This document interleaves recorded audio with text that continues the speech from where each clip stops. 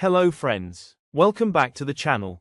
In today's video, I'll show you some of the most useful shortcut keys in Turbo C++.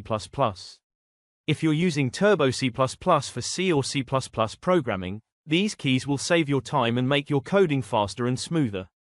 I am suggesting you turn on the caption for better experience of this video. Let's begin. Screen and file operations. 1. Switch screen mode. Alt plus Enter. Switch between small and full screen. 2. Create a new file. Alt plus F, then Enter. Open the file menu, then create a new file. 3. Open an existing file. F3. Open a previously saved file. 4. Save the file. F2. Save your current program. 5. Close the file. Alt plus F3. Close the current file tab. 6. Exit Turbo C++. Alt plus X. Exit the Turbo C++. Compile, run, and debug. 1. Compile the code. Alt plus F9. Compile your program to check for errors. 2. Run the program. Control plus F9. Execute the program after compilation. 3. See the output screen. Alt plus F5. Switch to the output screen to view your program result.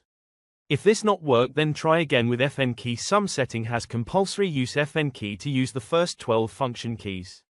Editing and navigation.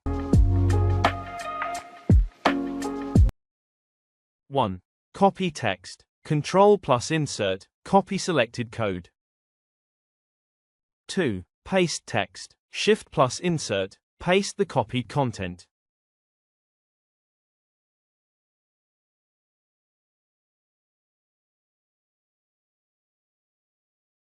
3. Undo change. Alt plus backspace. Undo the last change.